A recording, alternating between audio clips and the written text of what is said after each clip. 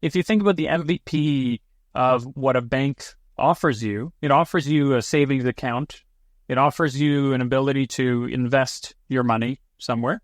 It offers you an ability to borrow money and then spend it. So those are kind of like, that's the minimum viable thing that you can have to say like, all right, this is like what I need for my financial services. And that's stake, liquid, and cash. Stake is meant to be analogous, non-custodial, analogous to a savings account. You deposit your ETH, your BTC, USD, you get your native ecosystem yield. Liquid is analogous to an investing account in the sense that you can deploy your assets, non-custodial, autonomous, all that into DeFi. And then cash is your borrowing and spending tool. And soon, and we'll talk about this later, we've got another product on the horizon that fully really completes the picture of what Ether.fi is trying to build.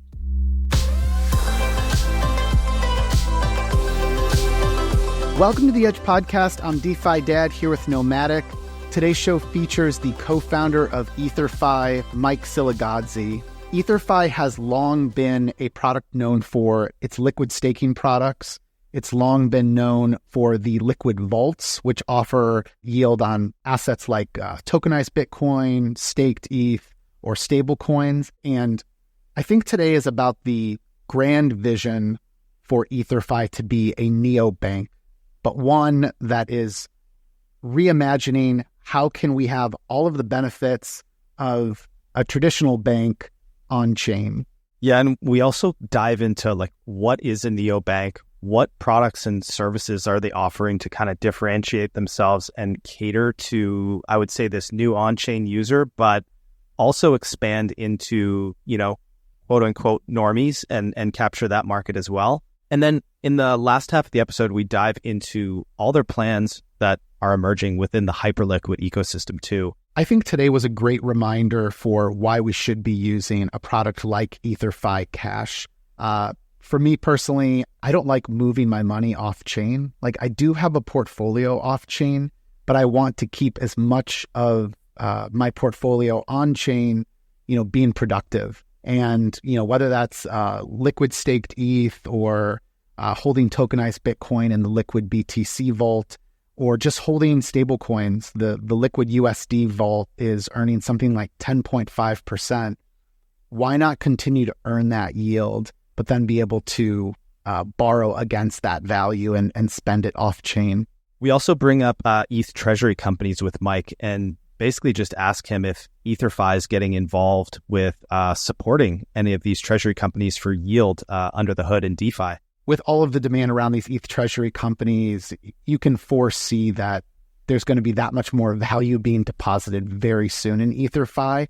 But I think for us as, DeFi users, retail users, let's say, I'm excited for how they are leaning in to build a DeFi native product that is going to make a huge improvement for all of us in our daily lives. So before we get started, just a quick reminder, you can subscribe at the-edge.xyz.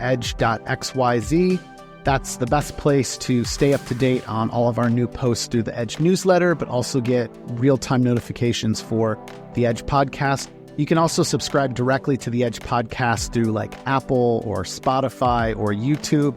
If you go to our link tree, it's just edge_pod. But then otherwise, one final shout out to our sponsors. Thank you to the sponsors that make this show possible. All of the content that we make here through the newsletter and through the Edge podcast is always free. All you have to do on the newsletter is just submit an email. So everything is ungated. And if you go to our show notes, you'll find all of the awesome sponsors we have, folks like REDSTONE, Maple Finance, and so forth. So check them out, click on the links and learn more, and we hope you enjoy the show. REDSTONE is building the Oracle backbone to unlock real-world finance on-chain and next-gen DeFi. With modular gas-efficient feeds across over 110 chains, trusted by 170 clients, supporting over 1,300 assets, from value-accruing stablecoins, liquid staking and restaking tokens, to treasuries, private credit, and commodity tokens, REDSTONE delivers accurate real-time data where it matters most. The biggest platforms and protocols in DeFi today choose REDSTONE oracles, such as Athena, Securitize, BlackRock Biddle, Pendle, Spark, and Maple Finance. If you're building the future of finance on-chain, you need REDSTONE's leading modular blockchain Oracle layer. To learn more, go to REDSTONE.finance, and thanks to REDSTONE for supporting us here at the Edge Podcast and Edge newsletter. Maple Finance is one of my favorite products in DeFi. It is a gateway to sustainable real yield powered by over $1 billion in AUM across USDC and BTC products. And now with SYRUPUSDC by Maple, anyone can earn institutional grade yield. Learn more at Syrup.fi, and thanks to Maple for supporting us here at the Edge Podcast and Edge newsletter. FALCON Finance, the team behind the fastest growing synthetic dollar, with institutional yields that are competitive and sustainable, offering yield optimized across your favorite DeFi protocols. Point season is now live. Learn more at falcon.finance. All right, let's introduce Mike Silagadze, co-founder of Ether.fi. Mike, welcome back to the Edge Podcast. How are you doing? Doing great. Yeah, thanks for having me. So good to see you. So much has changed in the last few months. The key thing being that ETH has finally gone back up in price.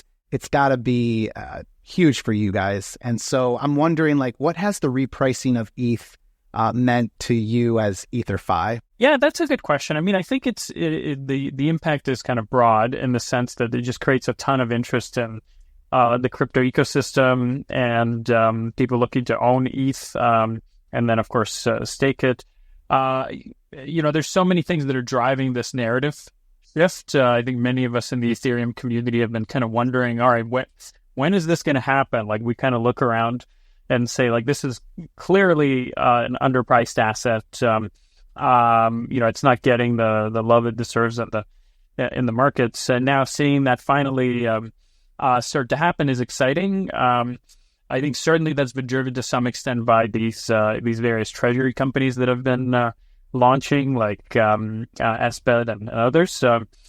And then again, that just creates a ton of public awareness about what we're doing. So it's been hugely beneficial. Mike, I saw a comment on Twitter the other day. I think it was Devin from GammaSwap, and he basically just randomly called out, "Hey, how did Ether.fi manage to grow their TVL after the restaking kind of hype cycle?" A lot of other of these restakers, their TVL went down after that restaking hype cycle, but what did you guys do to kind of keep the trajectory going with Ether.fi? Yeah, that's a great question. Since our token launch, usually, most of these DeFi protocols, TVL peaks, then token launches, and then this sort of a slow bleed out over time. Our TVL is now, I think, 4 times higher than when we, when our token went live. And it's generally, we're hitting all-time highs on TVL, on revenue, on users, pretty much, weekly or monthly. And it's, unfortunately, there's not a very satisfying answer. I wish it's I would just do this one thing and magically, you'll be successful. Because really, that's the question could be almost reframed how do you build a successful product that people actually want to use? And it's not one thing, it's 1,000 things. And it's a maniacal, obsessive kind of 24/7 focus on just making a good product, signing great partnerships, being a good partner to those folks, building on trust that's developed in the ecosystem. To that comment, I replied to that comment and I said mostly that, and I also said, look, it may sound weird, but you actually hear a lot of successful, projects say this, that we just really weren't that focused on our competitors. We weren't looking at okay, what's going on here or there. We were really just focused on building a great product and understanding, I guess, the market dynamics we're in, and just making sure that we were able to sustain that growth after the TG. Yeah, you could probably write a book on all the things that you guys did to maintain your success and not only maintain it, but just fuel it going forward. There's a ton of things I want to talk to you guys about today. There's this emerging neobank vision. There's a ton of stuff that you're leaning into with Hyperliquid. But I think before we even get to those things, you're talking about the products you've been building. Let's just kind of level set and look at what you kind of offer today, can you break these down for us? It's stake, liquid, and cash. These seem to be like the core pillars of Ether.fi as it is today. Can you explain what those are? Yeah, I mean, I actually think it makes more sense to talk about the broader vision, because then everything sort of fits and makes sense as part of that. And many people, as we've sort of started talking more about this, the broader vision that we're trying to go towards, many people have framed it as a sort of a kind of pivot from liquid staking. So as we started talking about this concept of a DeFi bank, which is a banking alternative, that lets you live your life, your financial life on chain. People talked about that as, us kind of like changing gears and moving on to a different narrative. And the reality is actually, if you look at our Series A pitch deck, which I think you guys looked at back when we were raising it, this was almost 2 years ago now. It was right there. It was literally, we had stake, liquid, cash, and we said, we're going to build a vertically integrated DeFi platform that's, I don't know if we were using the Neobank term at that time, although I remember thinking it, so maybe we did use those exact words. But the idea was a vertically integrated platform that, gives you everything you need, on chain. DeFi today consists of thousands and thousands of very narrow, specific products, right? They only do one thing. And that is normal in a market that's, in very early stages of development. But as a market matures, customers want products that are more integrated, that just like solve their problems. Like, no, you don't want to have to sit there, building your own computer from scratch or, whatever. You really just want something that just works. And so that's really what we've been building towards. So if you think about the MVP of what a bank offers you, it offers you a savings account. It offers you an ability to invest your money somewhere. It offers you an ability to borrow money and then spend it. So those are kind of like, that's the minimum viable thing that you can have to say, like, all right, this is like what I need for my, financial services. And that's stake, liquid, and cash. Stake is meant to be analogous, non-custodial, analogous to a savings account. You deposit your ETH, your BTC, USD, you get your native ecosystem yield. Liquid is analogous to an investing account in the sense that you can deploy your assets, non-custodial, autonomous, all that into DeFi. And then cash is your borrowing and spending tool. And soon, and we'll talk about this later, we've got another product on the horizon that fully really completes the picture of what Ether.fi is trying to build. Mike, with the stake product, can you talk about how do you differentiate from what else is available out there? And what do you think has been a recipe for the success you've had in growing liquidity there? Because ETH is, I don't know how many billions are in it right now, but there's a lot of, alternatives out there that they went up in number and they went back down in number eventually. So kind of going back to what we talked about with how you maintained all of this TVL, there's a lot that's gone into this. And that being the flagship product, that was what we knew you for as Ether.fi to start. I'm just amazed at how sticky that liquidity is. Maybe too, that's a result of all these other products you're building. So yeah, I think the main reason, so it's about $10 billion. I mean, give or take, obviously depends on the price of ETH that day. I mean, the big differentiator on day one was restaking, right? I mean, there was, I don't know, a dozen different staking protocols out there, different flavors. And we pretty early, this was the reason we chose to start with stake, actually, rather than any of the other products. Pretty early, we said, all right, look, staking is the largest category in DeFi. And there's this new concept that was emerging, called restaking, that we thought was a big differentiator and would allow us to capture a bunch of market share and use that as a basis to build a broader platform. So that was and for those of you that, for the folks that were around over the last couple of years, there was the restaking wars and the LRTs and Pendle and all this madness that went on in the crypto world. And a lot of that was just, sort of hand-to-hand combat, day-to-day, just making sure that we stayed top of mind and continued to grow. The reason that it's become sticky was, one of the, I think, good decisions that we made very early on was we put kind of an extreme focus on integrations. So we focus on getting integrated into every single DeFi protocol out there, and getting on every chain. And so now we've got, I think, like 500, literally 500 different integrations, and we're on basically every chain.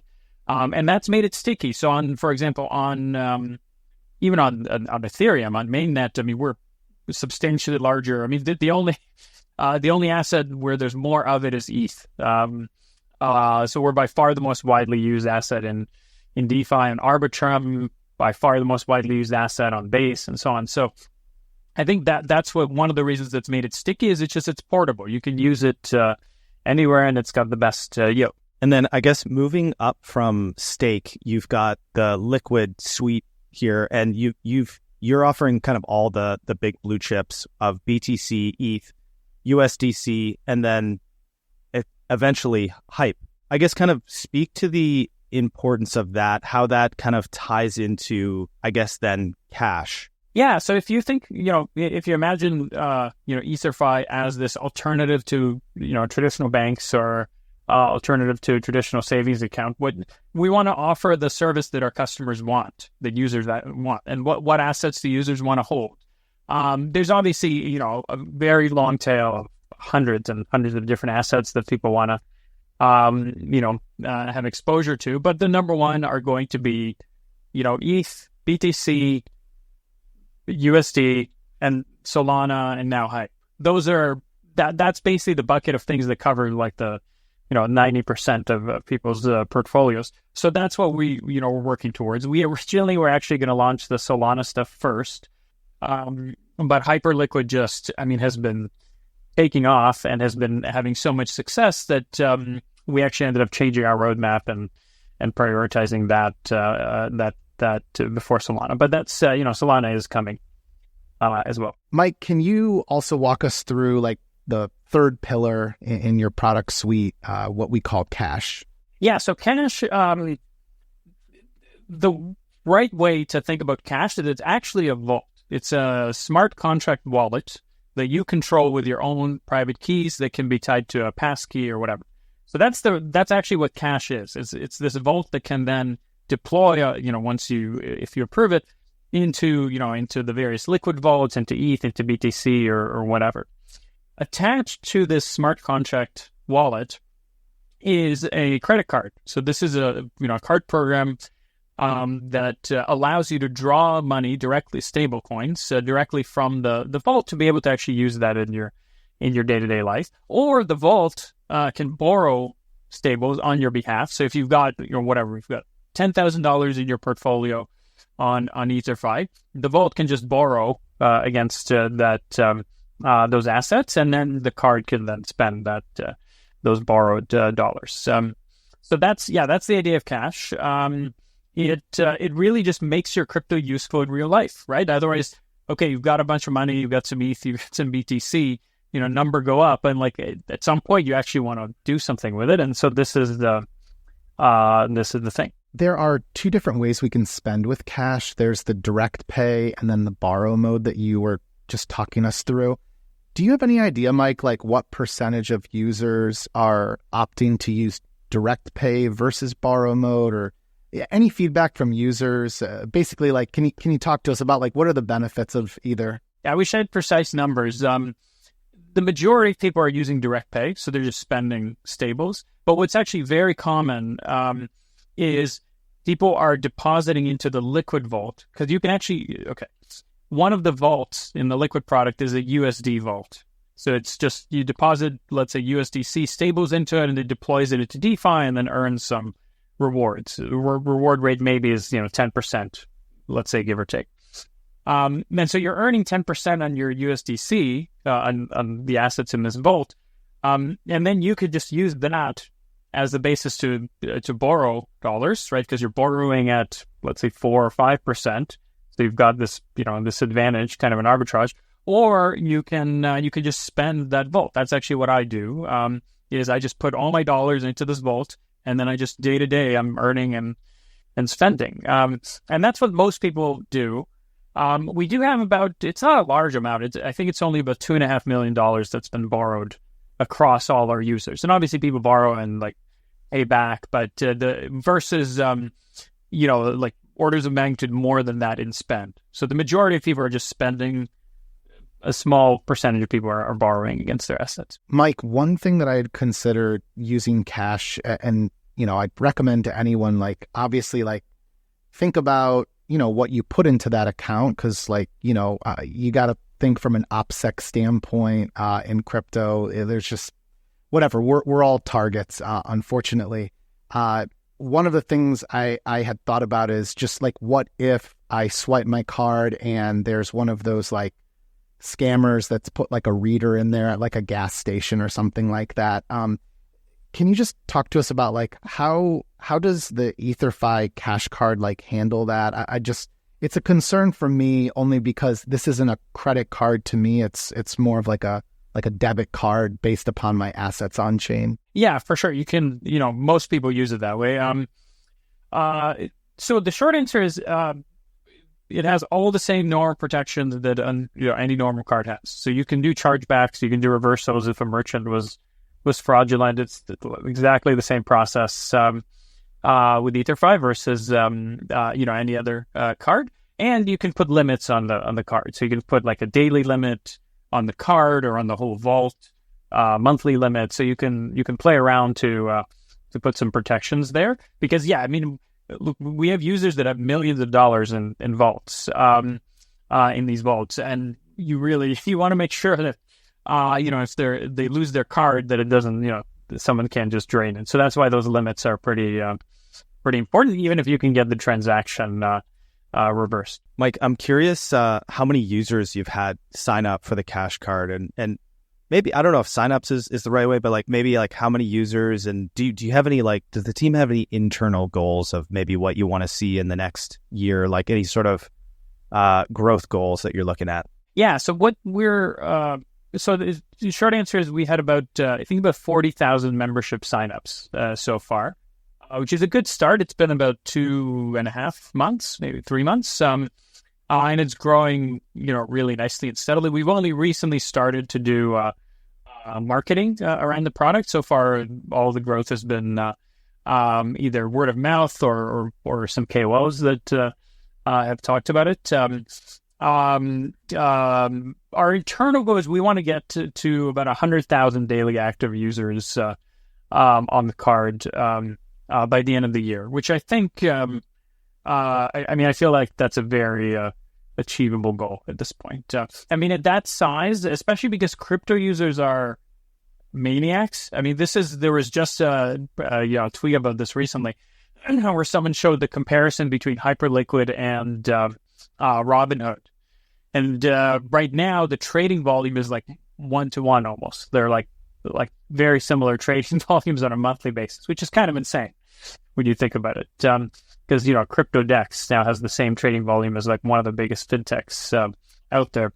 But the number of users, Robinhood has about 26 million users, whereas Hyperliquid has about 80,000 users. And so crypto users are just maniacs. There's like a tremendous amount of volume in trading per user versus a traditional fintech. So similarly with us, with a relatively small number of users, we're now doing about $500,000 a day in transaction volume, which is actually getting to be pretty material. The largest crypto card programs do like mid-single digit millions per day in transaction volume, and that's like the big ones that you might think of. And at the rate that we're growing, I really think we'll be around that size by the end of the year. So I think we'll be the largest crypto card program pretty soon. Wow, that's incredible. I'm curious. We've kind of talked through all the components. Like what is like the grand vision here for you guys? Like putting all this together, and then and also like what does it take to pull users away from their traditional banks entirely? Like me just kind of thinking through this, I'm like, well, I still pay bills out of my traditional bank account. There's like a ton of things that keep me there, right? But is the ultimate goal to you want to bring people over to the neobank completely? Yeah, 100%. I mean, we think this is the future of financial services. It's going to be self-custodial. It's going to be much more global and much more open and composable versus what we see now with traditional players. So, yeah, I mean, I think this is just a much better alternative to traditional banking. Look, it's not. I think if you play it forward, like let's say 5 years from now, I don't know that everyone's using a crypto DeFi bank as an alternative, but I think we'll have tens, maybe hundreds of millions of people using it, and I think it'll continue to grow incredibly fast. And the reason that it's going to do that is just because it's a better product. So if we were, this is all kind of analogies here, right? But if we were a fintech, a traditional fintech with let's say $10 billion in assets, in deposits, we would probably be maybe 300 to 500 employees. Like that's the size of entity you need between like all the ops and compliance and engineering and infrastructure and all this stuff that you need to operate that kind of entity. As Ether.fi, I mean, we have I think 29 employees right now. So I mean, you're talking about more than an order of magnitude difference in efficiency, and we still have compliance, we have legal, we have engineering, but there's a lot that you don't have to do if you're non-custodial, which is I think correct and it's significant advantage. And we get a lot of infrastructure for free by just operating on the blockchain. There's a lot that we don't need to do when it comes to custody and even some of the security aspects. You get a lot of it you get for free in terms of the settlement and control. So that what does that translate? Like, who cares, right? But the reason that you care is because those cost savings end up getting passed down to users. So instead of the user paying, effectively, like you think your bank account is free, like it's not free. If you keep or do anything with your bank, you're paying hundreds, maybe thousands of dollars a month, depending on how much, what you're doing with your bank. So instead of doing that, we can charge, tens of dollars a month for the user, again, directly or indirectly. So it just ends up being cheaper for the user. And because it's a much more open, composable ecosystem, you get access to rewards, investment opportunities that you wouldn't be able to get access to from a traditional, fintech. I had a few different Ether.fi wallets back in the day that I was, doing some farming with, but I set up a totally fresh wallet for my cash that I've set up. And that happens to be a hot wallet. So is my security in any way tied to that hot wallet? Your security is tied to the passkey. I assume you created a passkey when you when you created the account. So that's right. Actually you can attach. I think that feature is there. You can attach a hardware wallet or hot wallet or whatever that's like a cosigner. But if you haven't done that, your main security is your passkey. Okay, so if I lost control to that cash account, like that EOA, it's a passkey that uses a TEE, trusted execution environment, hardware enclave to store your private key, and your passkey, which is protected by Apple, is how you sign transactions with that private key. If you lose access to the account, there is a recovery process. So there's a couple of entities attached to it, to each account, that can, if you allow them, allow you to recover your account. We're going to be releasing a much more comprehensive thing on this soon, where you can assign.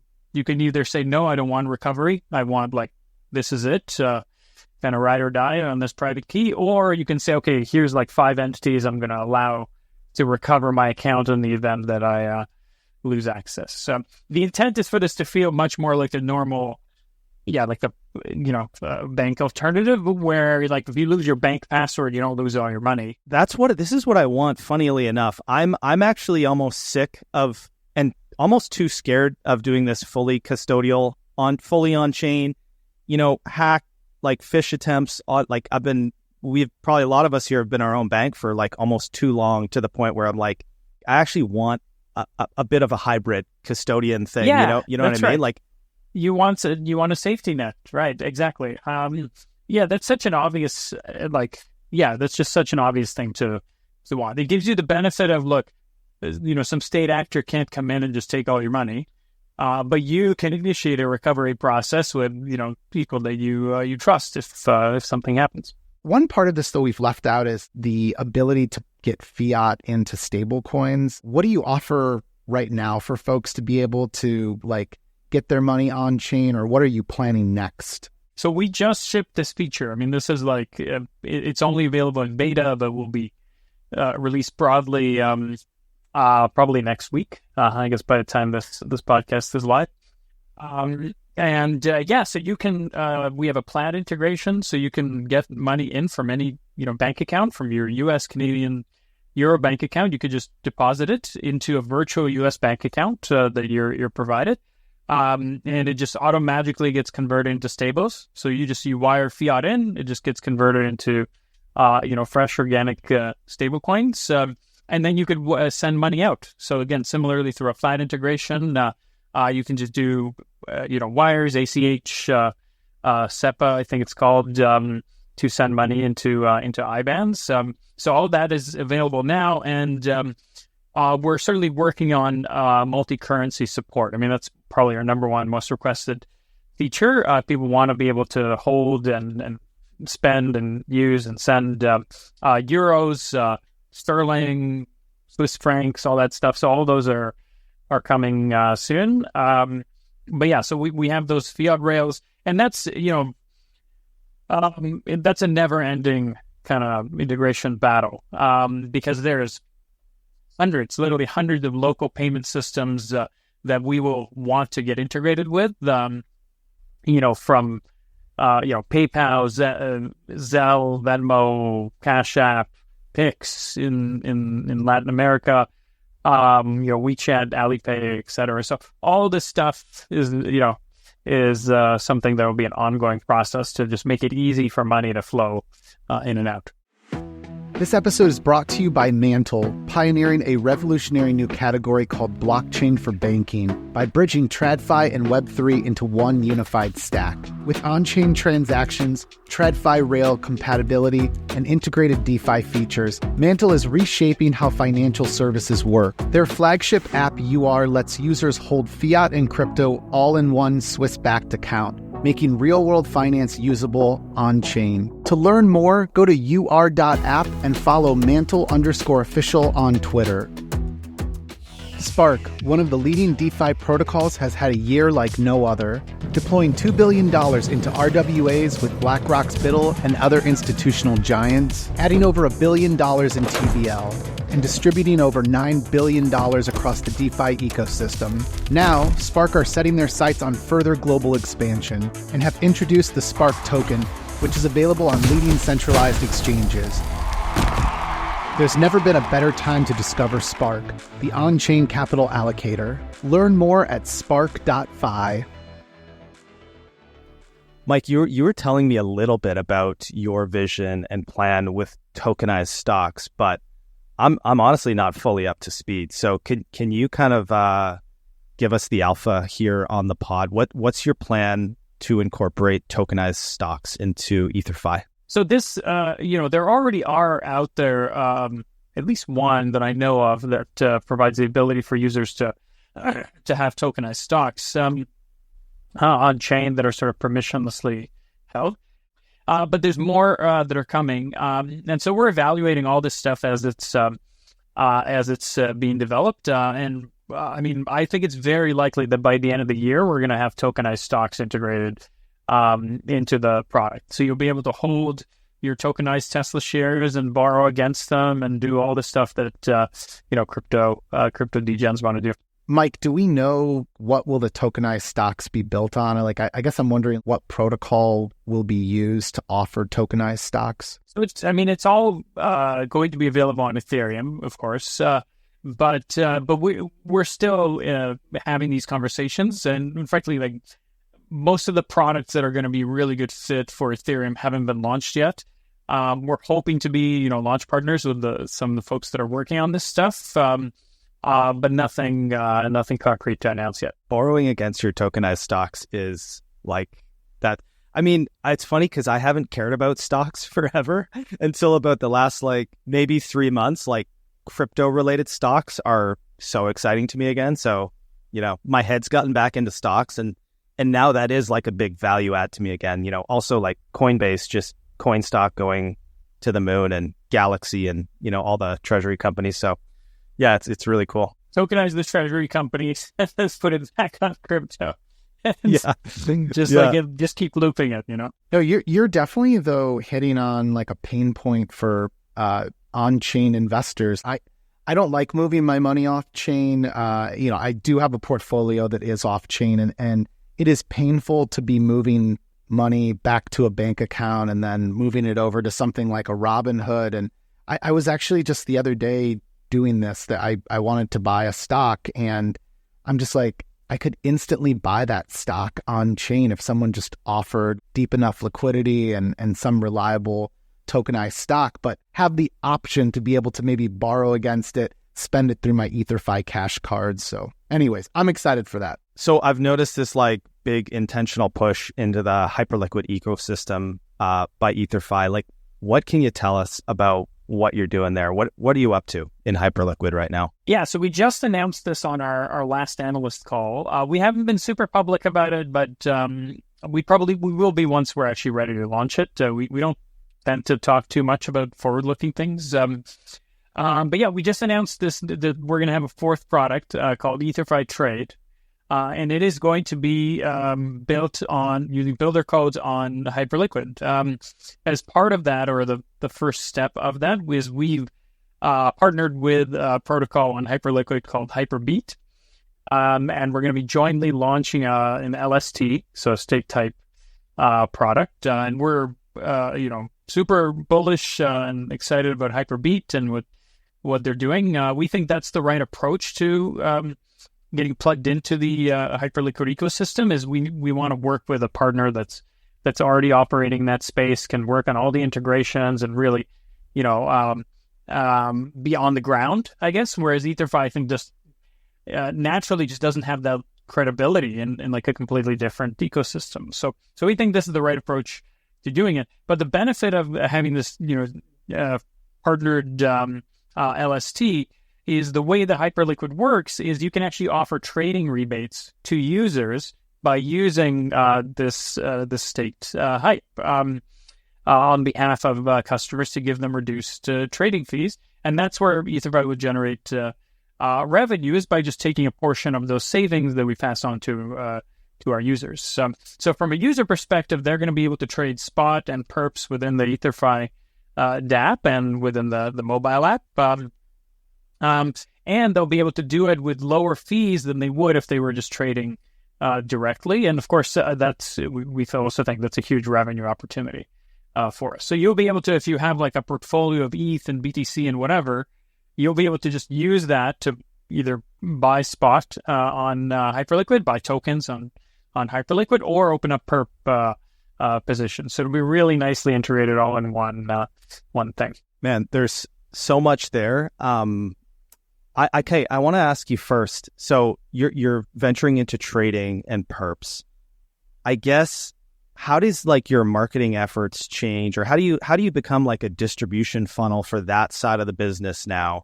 When it's, I mean, it's all kind of related. You're still always talking to or trying to bring on crypto natives and whatnot. But yeah, how are you thinking through that side of the business now, kind of going forward? Is like, now you've got this trading arm as well. And also curious, was this always a plan too?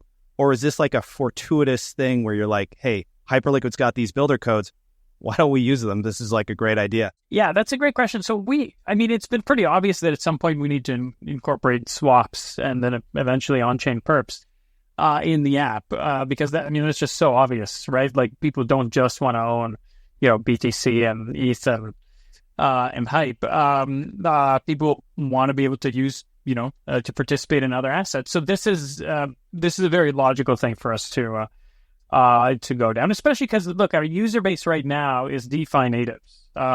That's going to expand, right? We're already, now that we've released these fiat rails, where you can send money to and from bank accounts, we're already actually seeing the first trickle of users that they're not funding the account through on-chain crypto. They're funding it using their bank account. Maybe a friend told them about it. I don't know. So we're already starting to expand a little bit to the normies, but the core fanatical user base are DeFi natives. And this is what DeFi natives want to do. So we want to make that available to them. And then as we scale up, we'll go, I think, initially to the CeFi users who are crypto fanatics, but they don't want to touch DeFi because it's weird and scary.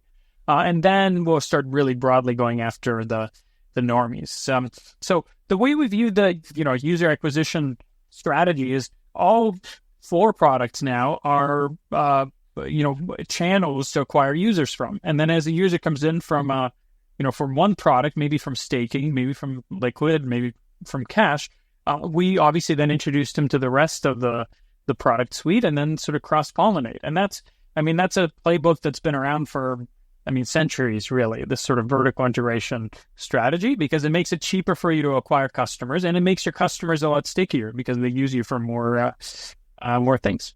Hey folks, I want to tell you about our sponsor, GEARBOX, the protocol that reimagines on-chain lending. With GEARBOX, you can access 10x credit across DeFi or lend for passive yields with single asset deposits and no impermanent loss. Users can access leverage to margin trade, stake, farm, and more. To learn more about GEARBOX, go to GEARBOX.fi. Rumple Labs is revolutionizing DeFi. Rumple lets you turn points into profits by tokenizing rewards you can trade from top protocols like Pendle, Athena, Fluid, Symbiotic, and many others. No more waiting for airdrops or TGEs. DeFi's smartest investors are already using Rumple to unlock instant liquidity and maximize their yields. So join Rumple today and start spinning your points into gold. Learn more at rumple.xyz. Puffer Institutional delivers secure, high-yield Ethereum staking built for institutions with battle-tested security, granular access controls, and the ability to boost APY by securing multiple AVSs. Puffer gives institutions full control and optimized returns. Puffer is also behind the Unify-based rollup, aiming to transform Ethereum's future in a world where all L2s are working together. To learn more, go to institutional.puffer.fi. So Mike, just to reiterate, with this new Hyperliquid vault that you're launching or about to launch, this essentially means that all the cash users will be able to borrow against their HYPE or spend their HYPE now going forward as well. Am I thinking about that right? Yeah, so there'll be 2 products. There'll be the HYPE LST. So if you just want to hold HYPE and earn whatever it is, 2% on it, you'll be able to buy HYPE within the vault and borrow against it or spend it. And there'll be a Hyperliquid vault, which will be a DeFi strategy vault on Hyperliquid. And these days, obviously there's tons of new projects, lots of, Pendle just launched on Hyperliquid. So the yields are quite high. So you'll be able to have a DeFi strategy vault on your HYPE and then use that to borrow against or spend. So all of that is coming within a matter of weeks. So we're trying to get these out as quickly as possible. So we just want to switch gears for the last few minutes here to talk about the growth of ETH treasury companies, because these are publicly traded firms that are buying up massive amounts of ETH and then they're staking the ETH. And so it's a perfect setup for them to be making use of Ether.fi, earning like maximum yields, maybe borrowing against those yields. So just curious, Mike, are you all working with anyone or attempting to work with these folks? What should we know? The first thing to know is that there's so many of these, and not just ETH. ETH seems to be by far the dominant asset. We've seen, a dozen different variations of ETH treasury companies now coming to market.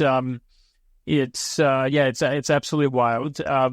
I don't think the market's priced in just the impact that all of these are going to have, because they're going to be buying tremendous amounts of ETH. And the other thing that I don't think is priced in is that the TradFi world, the public markets, just do not know about DeFi. They don't know about yield farming. They don't know about the airdrops. They don't know about this stuff. This is alien technology.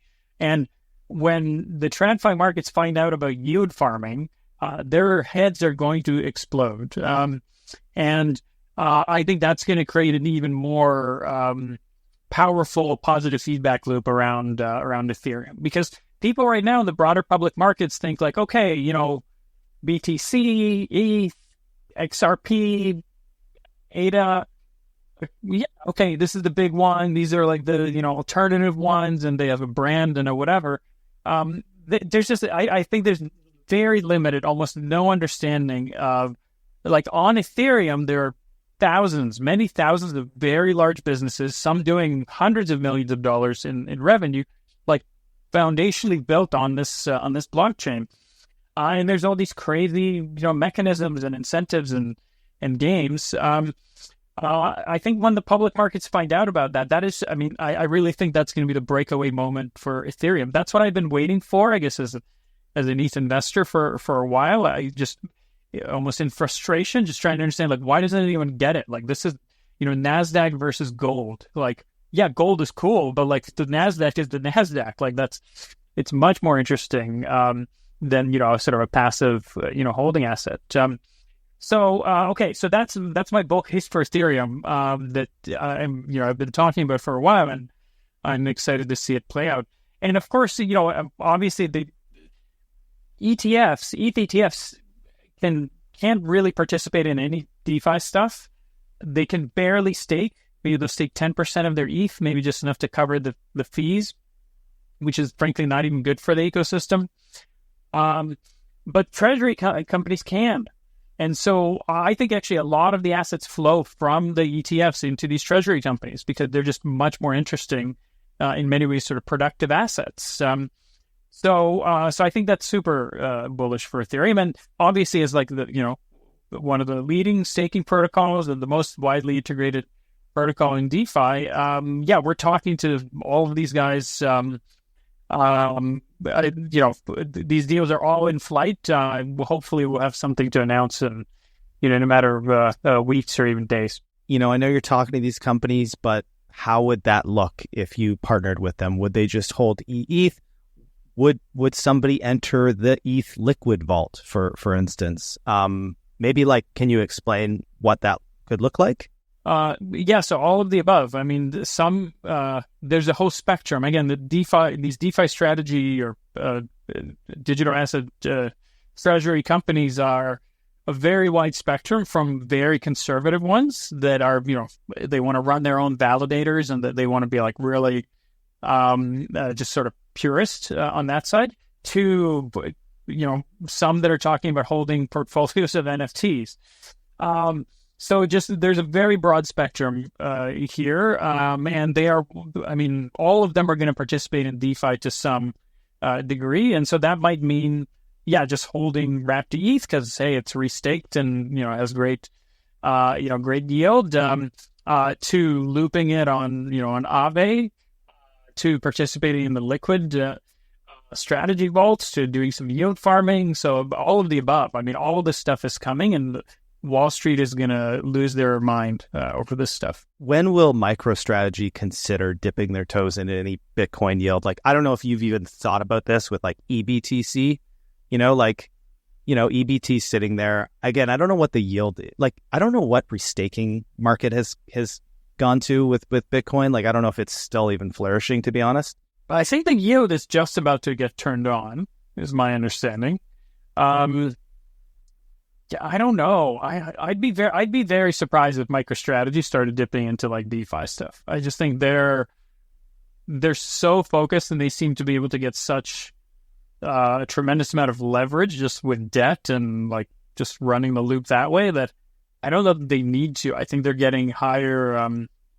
It's not Bitcoin yield, but it's sort of issuing shares or using debt and levering up on Bitcoin. So they seem to be doing pretty well there. I'd be very surprised if MicroStrategy starts doing any kind of DeFi stuff. I don't know. It's probably just a matter of time before a competitor to MicroStrategy though does it. Well, that's a differentiator potentially. If you want to be a Bitcoin treasury co, you can be a DeFi Bitcoin treasury co. There's going to be all flavors, right? If I were running one of the Bitcoin treasury companies, that would be the way that I would lean in. It's not about trying to compete with Microstrategy, because Microstrategy is its own thing, and it's, its unique feature is Sailor at the end of the day. Like, he's able to raise $1 bazillion and just keep raising more money to buy more Bitcoin. But why wouldn't you want to potentially get exposure to one of these vehicles that is then using something like the liquid BTC vault through Ether.fi, or earning Bitcoin yield in other ways on chain? So anyways, it's exciting. One, again, partner of the Edge podcast, Maple, they've been generating like 4 to 6% on their BTC yields with, I think it's Core that they're partnered up with. And from what I know, that's quite scalable as well. So, I mean, yeah, once more of these, I guess Bitcoin maxis even find out what they can do on chain with DeFi, I think it's still going to blow their minds, because I still think there's a lot of people with their head in the sand, including like most of TradFi, most likely. So, well, guys, I think this is a great place for us to start to wrap up. So I want to remind our listeners they should learn more about Ether.fi by going to Ether.fi. They can follow the Ether.fi handle on Twitter. It's just Ether_fi. And then be sure that you follow Mike's account as well. It's Mike Silagadze. We'll put all of that into the show notes so you can easily find it. And then, Mike, thank you so much for coming back on. Always great to see you. Really excited for all of the product updates with Hyperliquid. And then I'm personally using that Ether.fi Cash Card, and I actually need to start linking some of my wallets there. So in case anyone has multiple wallets, they just shipped a new feature where you can link multiple wallets to your account. So if you've been stacking points through the app using different wallets, I think that'll all be solved here, right, Mike? By just being able to connect all of those. But any final word for us, Mike, before you go? Yeah, I think we covered everything. Always good to be here. Thanks. Thanks everyone for tuning in. To stay up to date with future episodes, plus get expert tips, strategies, and exclusive content, subscribe to our free newsletter at the-edge.xyz.